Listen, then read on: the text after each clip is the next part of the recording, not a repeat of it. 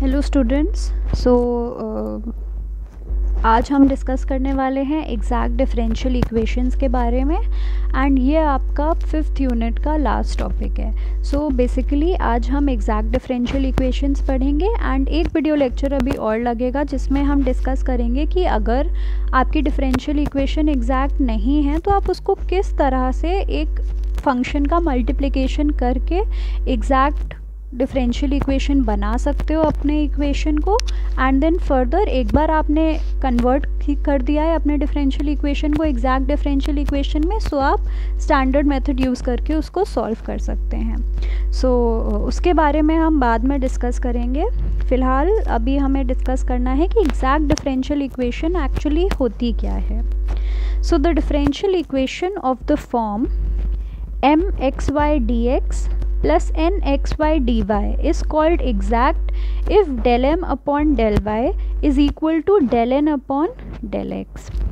सो यहाँ पे standard form जो आपको देखना है वो कैसे देखना है, mxy dx plus nxy dy is equal to 0 के फॉर्म में।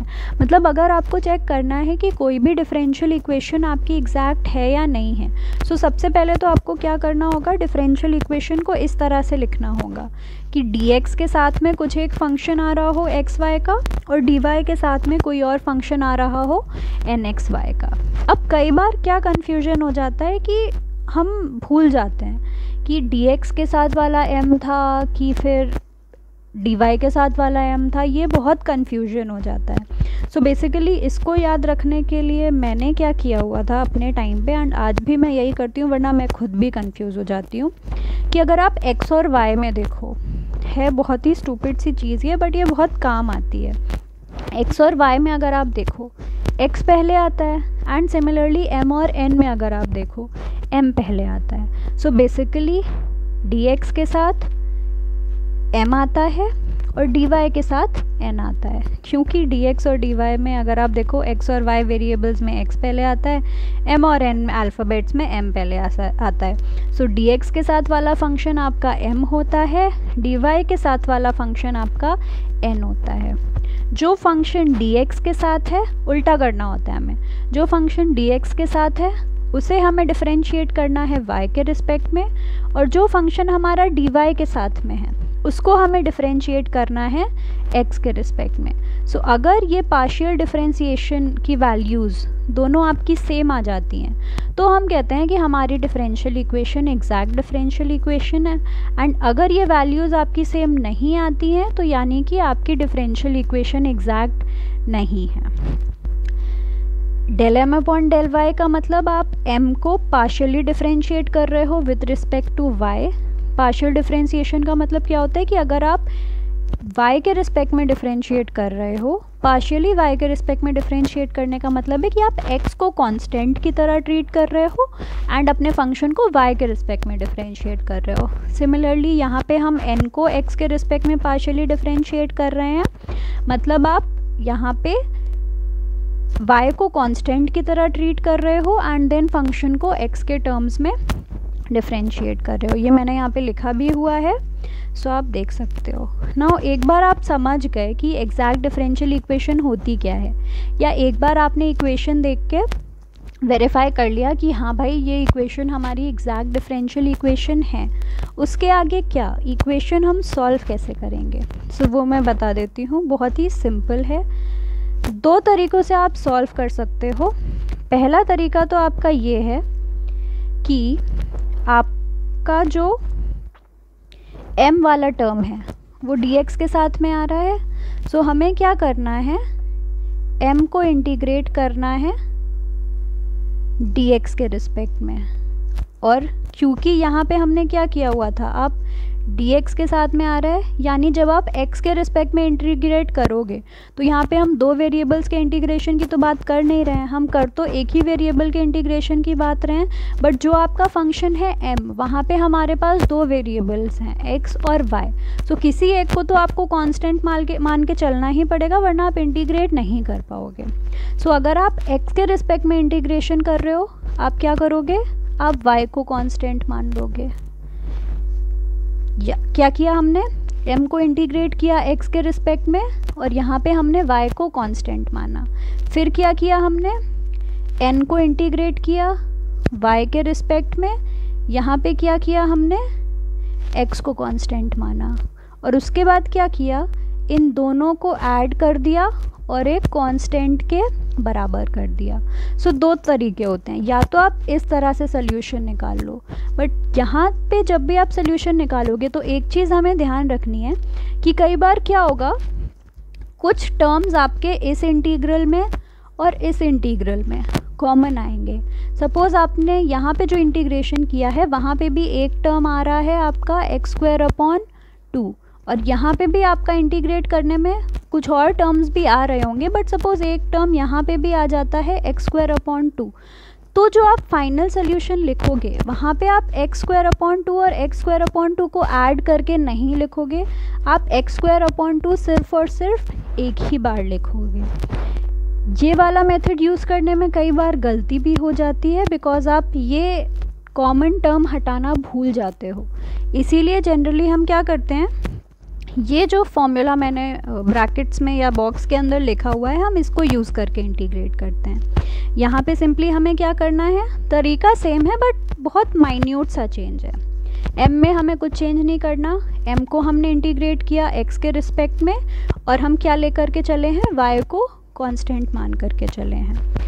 बट जैसे ही आपने n का इंटीग्रेशन किया, इंटीग्रेशन हम n का y के रिस्पेक्ट में ही कर रहे हैं, बट यहाँ पे आपको n के सारे टर्म्स नहीं लेने हैं। यहाँ पे हमें n के सिर्फ और सिर्फ वही टर्म्स लेने हैं जो कि फ्री फ्रॉम x हैं। मतलब अगर आपका n है suppose x² into y plus y², suppose ये है हमारा n, सो हमें क्या लेना है, terms free from x। x² को आप नहीं लोगे, इस टर्म का आप इंटीग्रेशन नहीं करोगे, इसको आप सोल्यूशन में कंसिडर ही नहीं करोगे। आप सिर्फ और सिर्फ किसको कंसिडर करोगे, y² को, और सिर्फ हम y² का ही इंटीग्रेशन करेंगे। सो आप कोशिश करो कि आप यही वाला मेथड यूज़ करो। क्या करना है, हमें m को इंटीग्रेट करना है x के रिस्पेक्ट में, y को कांस्टेंट मान करके, और सेकेंड टर्म में हमें क्या करना है, अच्छा m वाले टर्म में आपको पूरा का पूरा m कंसिडर करना है। यहाँ पे ऐसा नहीं करना कि सिर्फ x वाला ही लेना है या सिर्फ y वाला ही लेना है।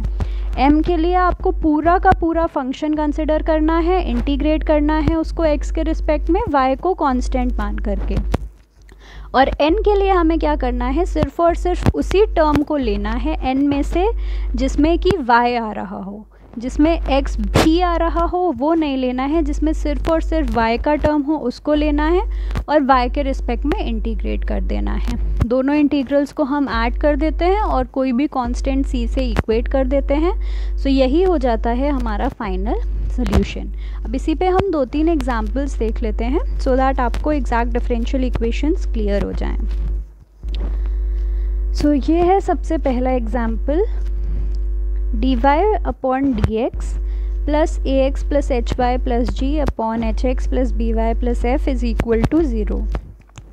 क्या बोला था मैंने, सबसे पहले हमें इसको किस फॉर्म में लिखना है, m dx plus n dy is equal to 0 के फॉर्म में, क्योंकि तभी आप जज कर पाओगे कि डिफरेंशियल इक्वेशन आपकी एग्जैक्ट डिफरेंशियल इक्वेशन है या नहीं है। सो हमने क्या किया, ये वाले टर्म को राइट हैंड साइड भेजा एंड देन क्रॉस मल्टीप्लाई कर दिया। सो dy के साथ हमें मिला एक फंक्शन और dx के साथ मिला हमें दूसरा फंक्शन। अब m कैसे जज करना था, जो टर्म आपका dx के साथ आ रहा है वो m होता है, यानी m हो जाएगा ax plus hy plus g, और जो टर्म हमारा dy के साथ आ रहा होता है वो होता है n, यानी n हो जाएगा hx plus by plus f।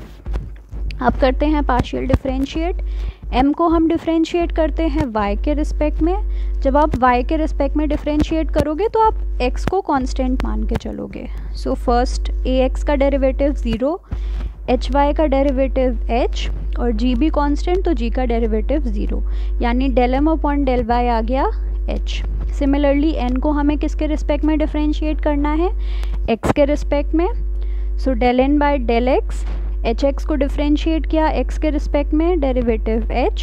by को हम कांस्टेंट की तरह ट्रीट कर रहे हैं, तो by का डेरिवेटिव 0 और एफ़ भी कांस्टेंट, एफ़ का भी डेरिवेटिव 0। सो यहाँ पे आप देखोगे del m upon del y भी हमारा एच आया है और del n upon del x भी हमारा एच आया है। दोनों ही वैल्यूज़ बराबर हैं तो क्या हो जाएगा, ये डिफरेंशियल इक्वेशन हमारी एक एग्जैक्ट डिफरेंशियल इक्वेशन हो जाएगी। एक बार आपने बता दिया कि आपकी डिफरेंशियल इक्वेशन एग्जैक्ट है, अब यही वाला फॉर्मूला सिंपली आप अप्लाई करके इस डिफरेंशियल इक्वेशन का सल्यूशन फाइंड कर सकते हो।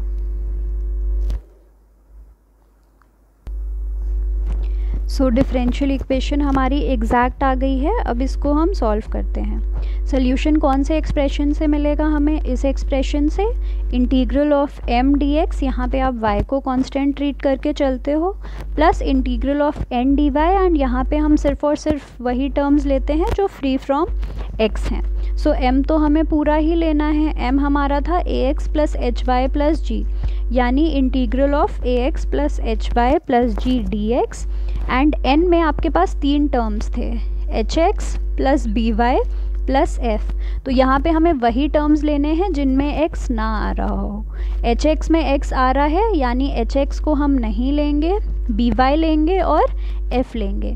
f के साथ f हमारा कांस्टेंट है यानी x यहाँ पे नहीं आ रहा है, सो कांस्टेंट टर्म भी हम कंसिडर कर लेते हैं। So integral b y plus f d y, a x का integration a x square by 2, y को हमें कांस्टेंट ट्रीट करना है, सो एच एक्स वाई, और जी भी हमारा कांस्टेंट है, सो जी एक्स। सिमिलरली इसको हमें इंटीग्रेट करना है y के रिस्पेक्ट में, b y square upon 2 plus f y is equal to c. So यही आपका क्या हो जाता है, गिवन डिफरेंशियल इक्वेशन का solution.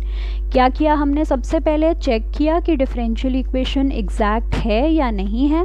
Differential equation exact check करने के लिए हम क्या करते हैं, del m upon del y is equal to del n upon del x. अगर ये दोनों वैल्यूज़ इक्वल आ जाती हैं तो इसका मतलब हमारी डिफरेंशियल इक्वेशन एग्जैक्ट है, एंड देन हम इस एक्सप्रेशन को यूज़ करके डिफरेंशियल इक्वेशन का सल्यूशन फाइंड कर लेते हैं। एक क्वेश्चन और देखते हैं। ये क्वेश्चन थोड़ा सा कॉम्प्लिकेटेड है नहीं, बट लग सकता है क्योंकि यहाँ पे आपको बहुत सारे वेरिएबल्स दिख रहे होंगे। सो क्वेश्चन है x d x plus y d y plus x d y minus y d x whole upon x square plus y square is equal to 0। So सबसे पहले तो यहाँ पे आपको क्या करना पड़ेगा, सेपरेशन करना पड़ेगा। क्या किया हमने, ये वाले टर्म को इधर भेजा, उसके बाद हमने क्रॉस मल्टीप्लाई किया एंड dx और dy के टर्म्स को सेपरेट किया। dx के साथ वाला फंक्शन हो जाएगा आपका m और dy के साथ वाला फंक्शन क्या हो जाएगा हमारा n। m को डिफरेंशिएट करना है y के रिस्पेक्ट में, n को डिफरेंशिएट करना है x के रिस्पेक्ट में। सो अगर आप यहाँ पे del m upon del y देखो, पार्शियल डिफरेंशिएशन में क्या होता है, अगर आपको न्यूमरेटर और डिनोमिनेटर भी दिख रहा है तो इसको देख के कंफ्यूज मत होइए। जो आपका प्रोडक्ट रूल होता है या जो आपका कोशेंट रूल होता है डिफरेंशिएशन का, एग्जैक्टली वही रूल अप्लाई होता है। बस डिफरेंस क्या आ जाता है कि आप एक वेरिएबल को कांस्टेंट मान के चलते हो। जैसे यहाँ पे अगर हम y के रिस्पेक्ट में डिफरेंशिएट कर रहे हैं तो आप x को कांस्टेंट के तरह पे ट्रीट करोगे। सो कोशेंट रूल का डेरिवेटिव क्या होता है, denominator into differentiation of the numerator. Denominator x square plus y square, numerator को जब आप y के रिस्पेक्ट में डिफरेंशिएट करोगे तो एक्स क्यूब कांस्टेंट की तरह ट्रीट होगा, डेरिवेटिव 0, एक्स वाई स्क्वायर का डेरिवेटिव 2xy और y का derivative 1, minus numerator into differentiation of the denominator. So minus हमने पूरा का पूरा न्यूमरेटर लिखा और डिनोमिनेटर का डेरिवेटिव क्या हो जाएगा, x कांस्टेंट की तरह ट्रीट हो रहा है तो सिर्फ और सिर्फ 2y। इसके बाद क्या किया, दोनों ब्रैकेट्स को मल्टीप्लाई किया और सिंप्लीफाई हम करेंगे तो हमारे पास बचेगा del m upon del y की वैल्यू आ जाएगी y square minus x square upon x square plus y square का होल स्क्वायर। इसी तरह से कोशेंट रूल अप्लाई करके हम del n by del x निकालेंगे तो वो भी आपका आएगा y square minus x square whole upon x square plus y square whole square. So क्योंकि del n upon del x और del m upon del Y यहाँ पे हमारा इक्वल आया है, देयरफॉर डिफरेंशियल इक्वेशन क्या हो जाएगी, एग्जैक्ट हो जाएगी। और एक बार डिफरेंशियल इक्वेशन एग्जैक्ट हो गई तो आप वही एक्सप्रेशन यूज़ करके इसका सल्यूशन फाइंड कर सकते हो। सो आगे कैसे सॉल्व होगा ये देख लेते हैं। m के साथ हमें क्या करना है, पूरा का पूरा m इंटीग्रेट करना है with respect to x, y को कांस्टेंट ट्रीट करके। सो हमने पूरा का पूरा हमारा m का फंक्शन यहाँ पे रख दिया। n में से हमें क्या टर्म्स लेने हैं, वो टर्म्स जिनमें x ना आ रहा हो। सो जो एक हमारा अलग से x क्यूब वाला टर्म था उसको तो हमने निगलेक्ट कर दिया। अब यहाँ पे बहुत से लोगों को ये कन्फ्यूजन होगा कि यहाँ पे तो हमने x वाला टर्म ले लिया है, बट हमें कौन सा टर्म लेना था जिनमें कि x ना आ रहा हो n के टर्म्स में से। सो यहाँ पे मैंने x वाला टर्म क्यों लिया है आप देखोगे, यही सेकेंड स्टेप में क्या किया है हमने, जब आप इस टर्म में से न्यूमरेटर में से y को कॉमन लोगे तो क्या हो जाएगा, x square plus y square numerator और डिनोमिनेटर में से कैंसिल हो जाएगा। अल्टीमेटली आपके पास क्या बचा, सिर्फ और सिर्फ y का टर्म। सो ये गलती आप मत करना। अगर n में से आप देख रहे हो कि कौन से टर्म्स फ्री फ्रॉम x हैं, तो अगर आपका एक डिनोमिनेटर है और न्यूमरेटर में 2-3 टर्म्स आ रहे हैं तो आप पहले हर एक को सेपरेट करके देख लो। हो सकता है कहीं पे आपका x वाला टर्म कैंसिल हो जाए और सिर्फ y का ही टर्म मिल जाए। सो x के इंटीग्रल में ऐसे ही हमने y वाला टर्म सेपरेट कर लिया और यहाँ पे फर्स्ट टर्म में से आपका x कॉमन आ जाएगा, x square plus y square और x square plus y square cancel हो जाएगा, बचेगा इंटीग्रल ऑफ x। उसके बाद आया माइनस y को हमें कांस्टेंट की तरह ट्रीट करना है, सो y हमने बाहर लिख लिया, बचा dx upon x square plus y square और यहाँ पे ये दोनों टर्म्स कैंसिल ही हो गए हैं। सो बचा integral of y dy is equal to c। x का integral x square upon 2 dx upon x square plus y square, ये हमारा फॉर्मूला होता है कि integral of 1 upon x square plus a square dx होता है 1 upon a tan inverse x upon a, जहाँ पे a क्या होता है, कोई भी कांस्टेंट। यहाँ पे हम y को कांस्टेंट की तरह ट्रीट कर रहे हैं तो यही आपका tan इनवर्स वाला फॉर्मूला बन जाता है, tan inverse x upon y, और ये 1 अपॉन y आपके इस न्यूमरेटर वाले y से क्या हो जाता है, कैंसिल हो जाता है। सो बचता है सिर्फ और सिर्फ tan inverse x upon y और यहाँ पे y का integral y square upon 2। So हमारा फाइनल सोल्यूशन हो जाएगा x square plus y square minus 2 tan inverse x upon y is equal to c।